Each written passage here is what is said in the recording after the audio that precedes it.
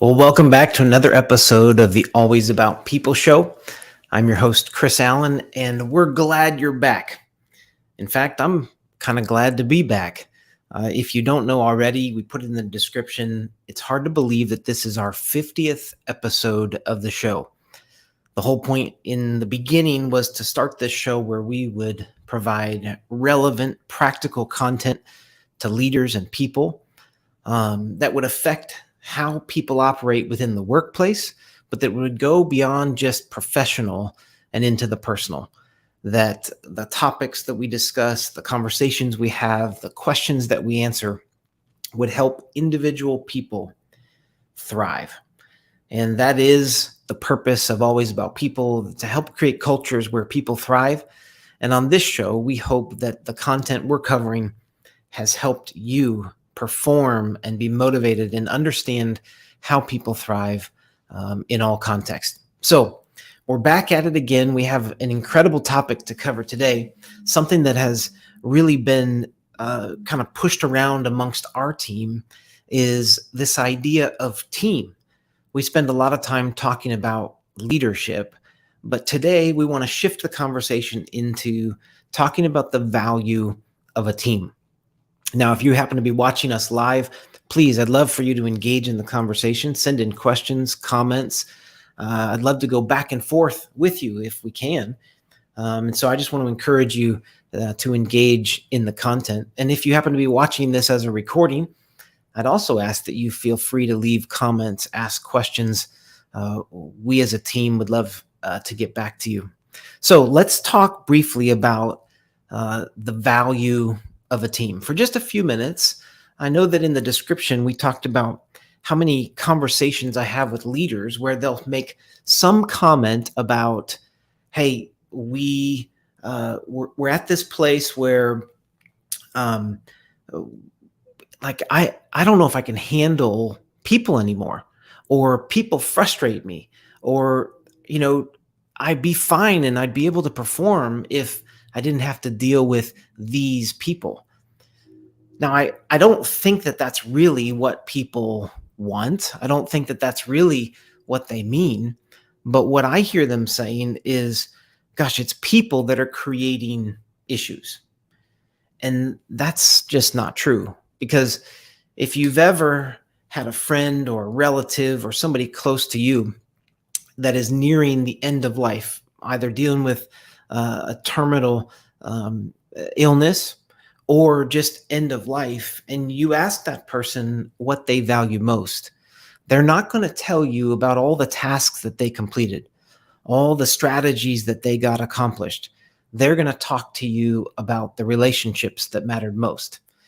And so really, the interesting thing for me is that while sometimes people can be frustrating and we can make comments like, gosh, if I just didn't have to deal with these people.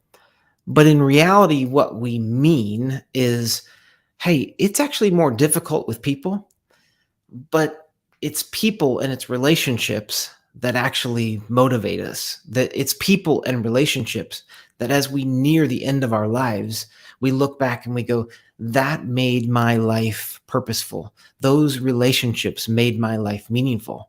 And a lot of times the things that we're most proud of are the individuals and the people that we helped, that we were able to develop, that we saw grow as a result of our own leadership.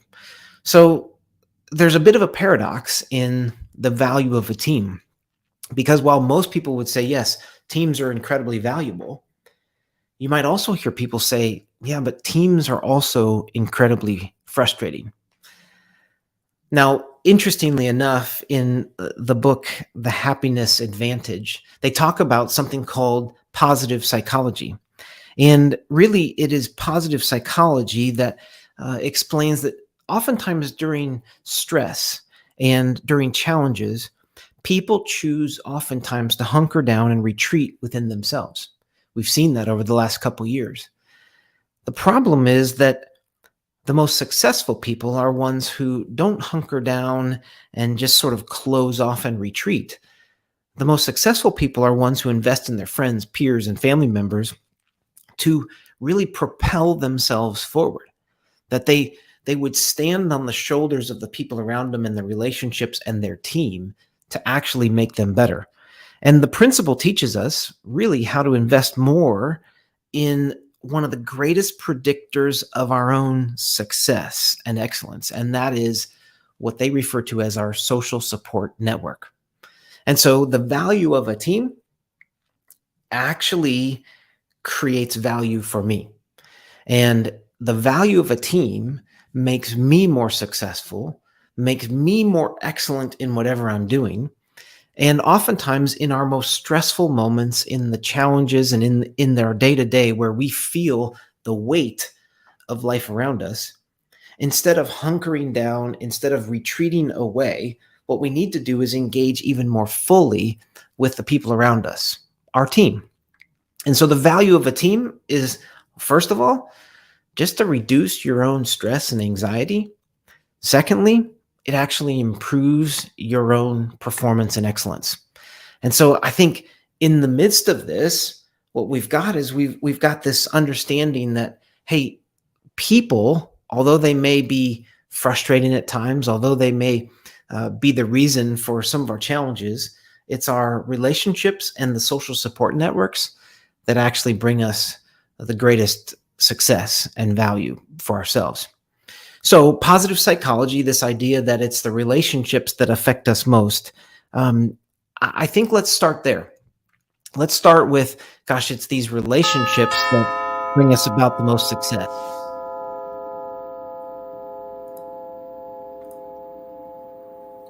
Oh, it's a team. Did you really think we're going to let you have your own 50th episode?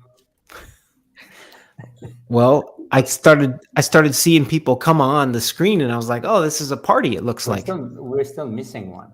He's coming. Okay. Well, so what are we talking about today, Yuri? Teams. So it's the people around us that I was just mentioning actually make us most effective. It's when we feel the greatest levels of stress and challenges that the relationships that are closest to us, our social support network, are actually the people that bring us the most success. But we have to trust them. And so anyway, well, Dana, Beamer, Yuri, it's good to see you. Well, it's good to be on your show. We just thought we need to our show, Yuri. Our show. Yeah. Our show. It's the team's show. Yeah. So, well, it's good to have you guys. We're missing Rick. He was supposed to join as well. We've been call it a mutiny if you want. It's been happening behind your back for a week now. Okay. Well, we've been planning this out. Even the topic of today was well planned out because we wanted you being our leader. We wanted to celebrate this 50th episode together with you. Well, thanks. I couldn't have done any of this without a team.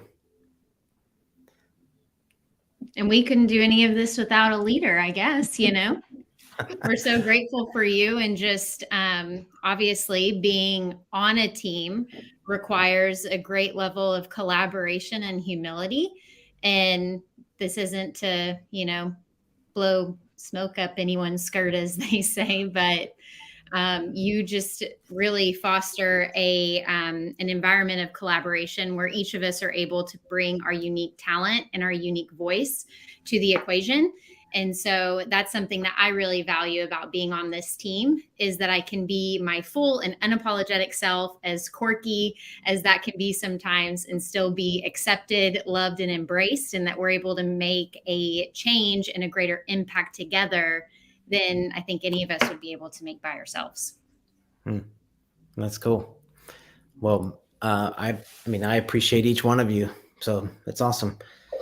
Hey, look, we got Rick on here too.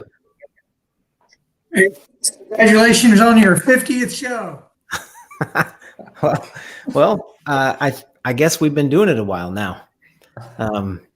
Dana has been behind the scenes taking content from each of these shows, and she's read through and seen the script on every single one of these, but it's good to have you guys.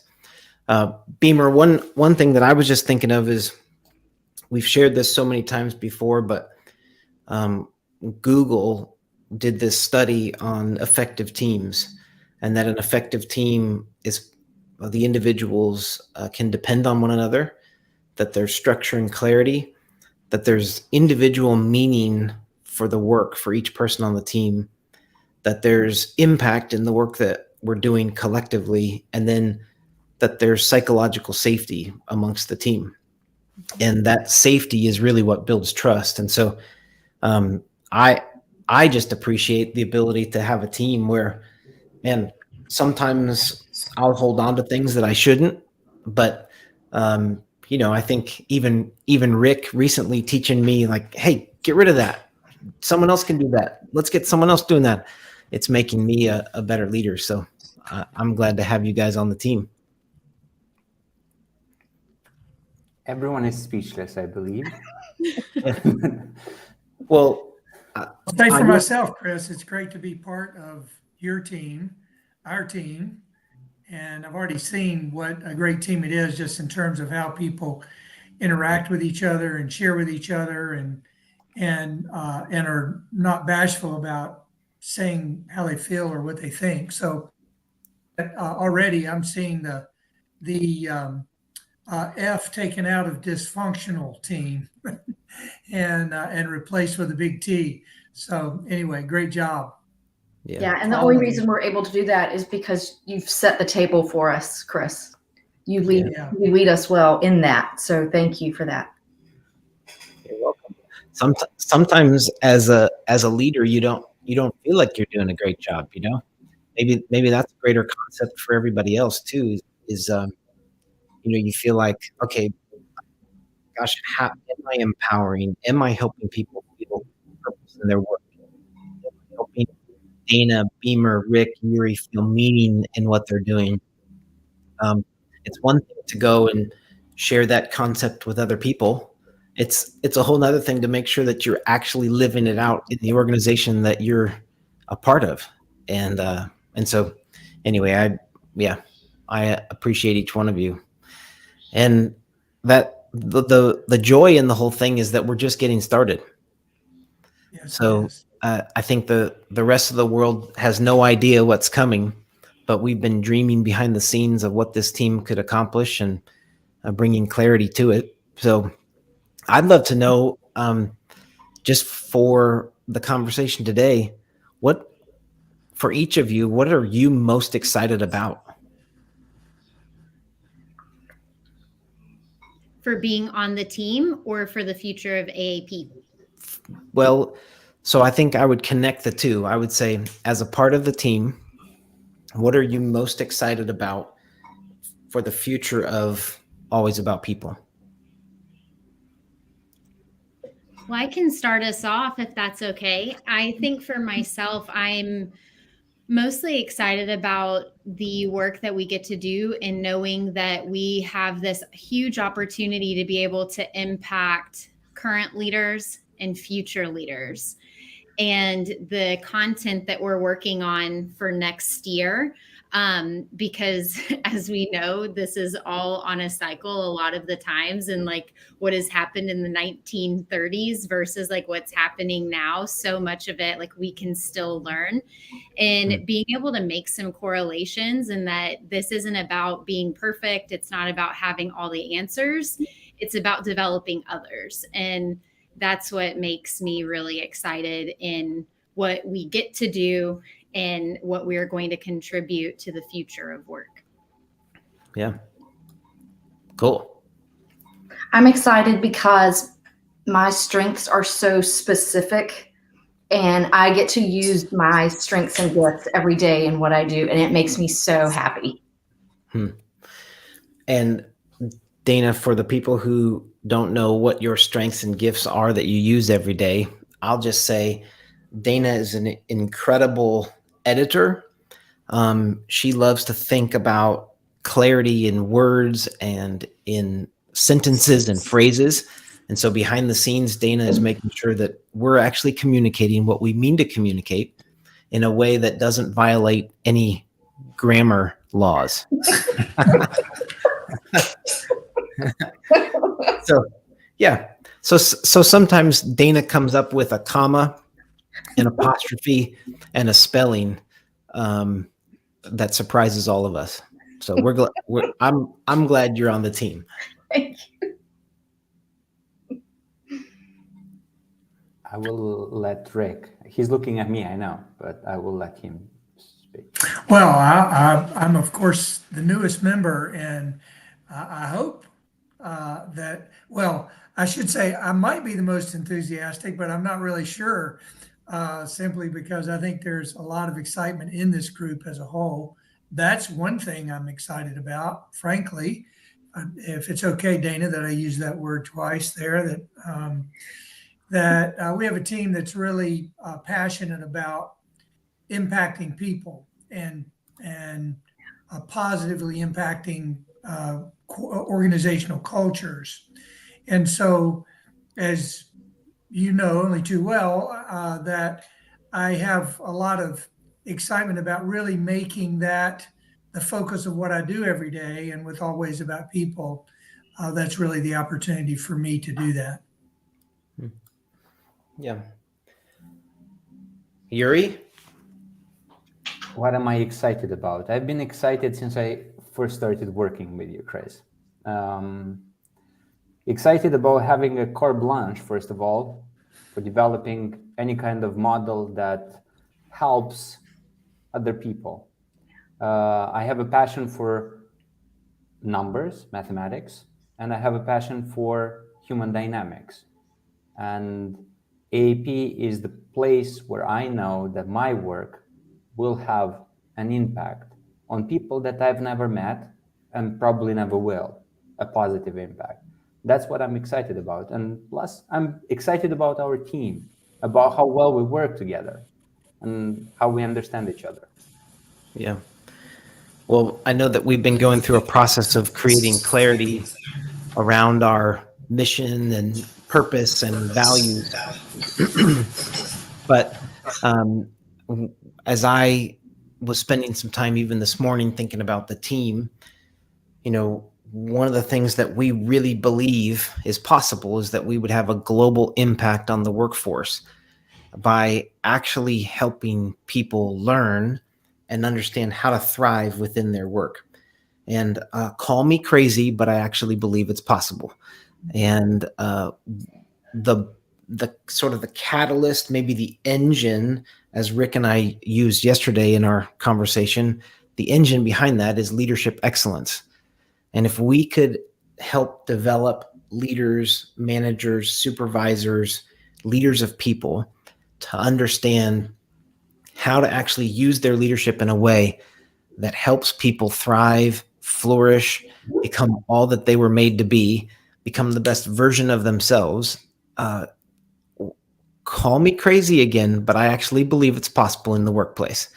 And that's what keeps me going, because I look at this data. I look at 22-second TikTok videos like quiet quitting, the great resignation, disengagement, active disengagement, all these theories and words that are being used within the media.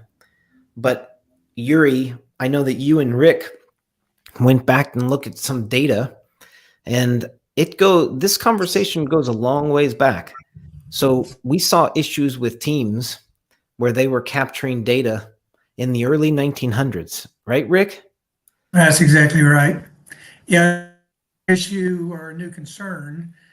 We are using maybe new words in some cases, but we're certainly not experiencing challenges in the workplace in a way that was not experienced 100 years ago. Just maybe different words, different.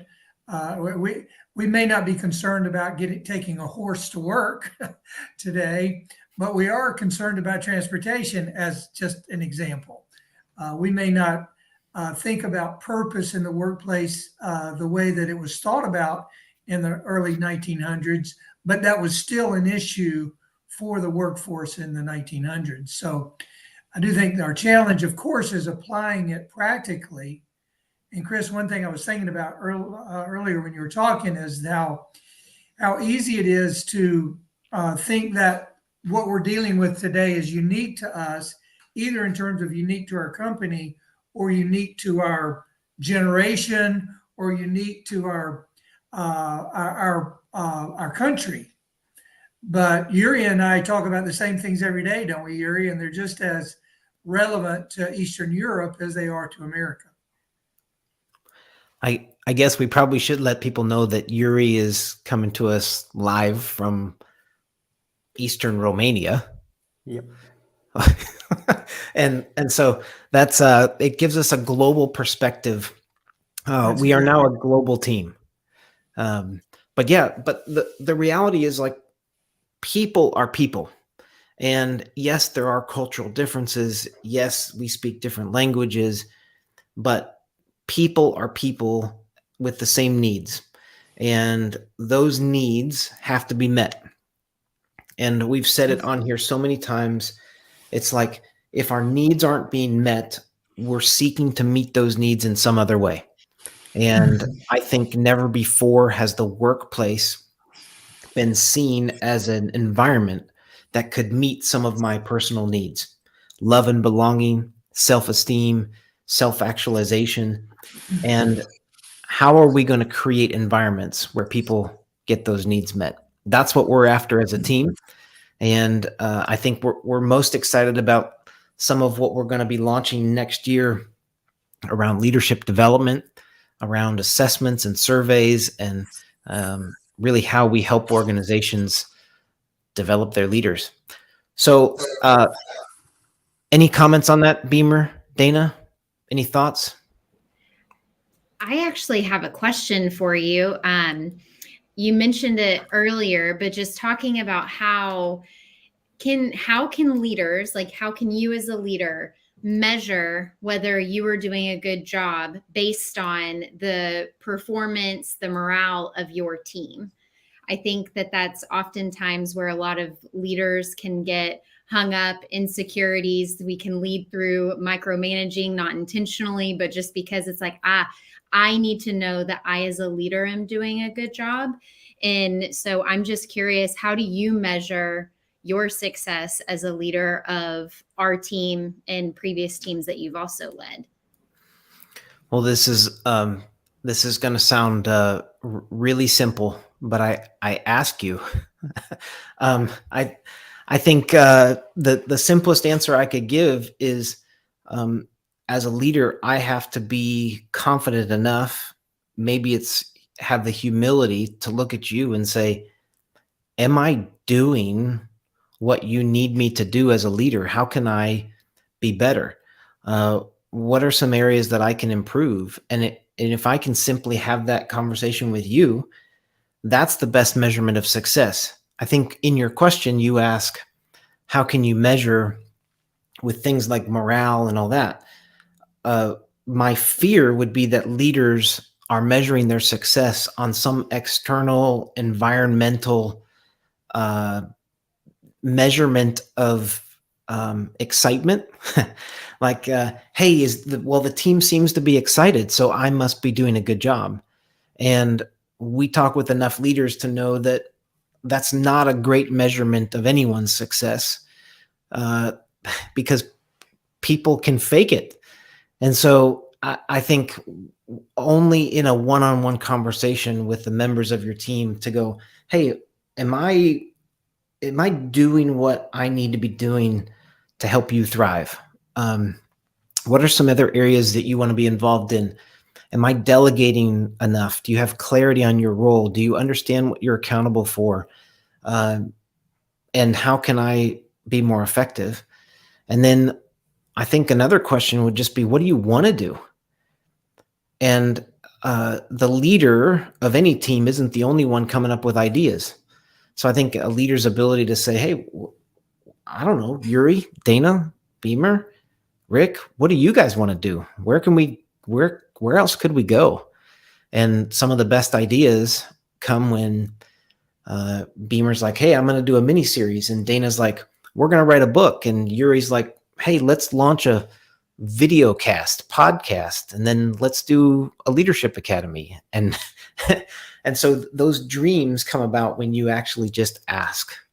So there's my answer. I'm sticking to it. I want to jump in though and add, as a recipient of your questions, that you make it easy to respond honestly and candidly. And so just want to compliment you for that as I've watched you in action. And also as I contrast it with leaders that I have been around and known over time or have consulted with, that they sometimes ask those same questions, but they've not fostered an environment where the team feels able to actually answer honestly. So thank you for giving us that opportunity to speak in a candid and honest way. Yeah. Well, you're welcome. I think what I would just say to you guys is the environments where, and to use a psychological term, where there is psychological safety, where people can share what they need to share without fear of retribution or how a leader will take it. If you can create an environment where people have the ability to be honest and straightforward and provide feedback, you will create an environment of trust. And gosh, when I think about a team, I trust every single one of you, and it's fun to think about what we can do together. So, yeah, awesome. Any other thoughts from the team? Any other questions that we could address? We'll just let you finish the episode. All right. I can do that. I think it would be helpful as we think about like the effectiveness of a team. One of the things that I was going to share before I knew that the whole team would be joining me is the different phases that teams go through.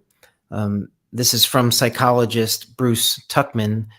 So you may have heard this before, but teams go through 4 different phases, says Bruce, and it starts with forming.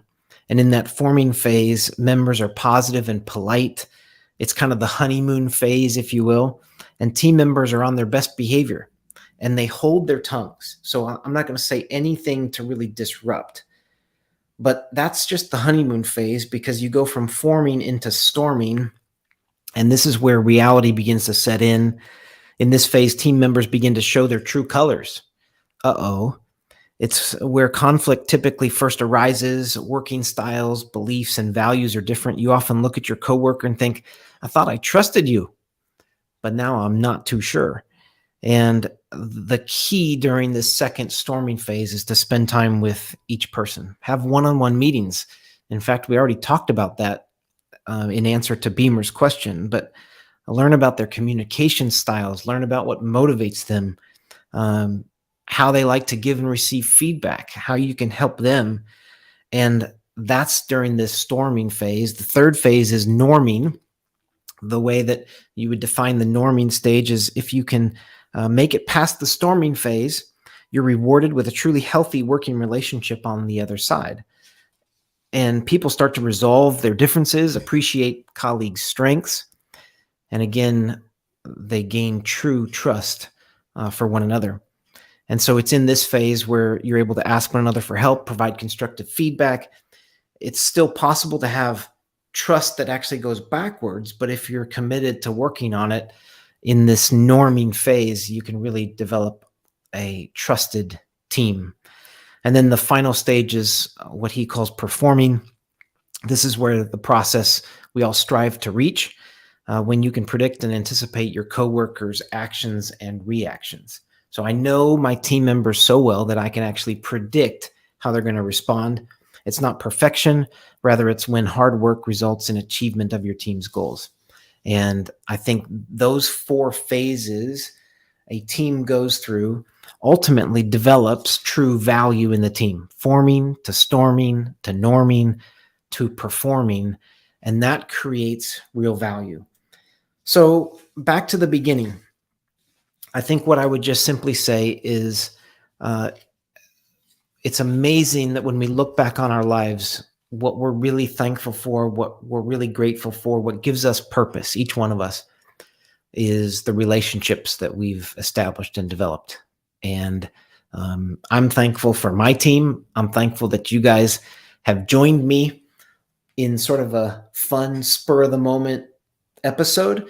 But I'm also appreciative that even as a team, we've gone through these stages, and I think we're just on the cusp of performing at a really high level, and excited about next year. And so the true value of a team is only understood when we actually value each individual. Because if I take the time to value each one of you, the value you provide to the team is, I mean, it's like exponential. And so I appreciate each one of you. I thank you for what we're going to get to do at Always About People. And hey, to those of you who are watching us live, this is the 50th episode of the Always About People show. And I guess that means we've done quite a few of these. Be on the lookout. And I'm going to go ahead and throw this out because this will hold me accountable. We're taking this video podcast, I guess you call it, and we're going to get the audio out and we're going to build a podcast. And so thank you for those of you who join us faithfully, whether you're watching this live or as a recording. We're glad that you've joined us, and you'll have one other way of hearing the content from this show, not just on Facebook, YouTube, LinkedIn, but now on whatever your favorite podcast platform is. We're coming to you. I'll need Beamer's help. All right. Hey, that's the 50th episode of the Always About People show.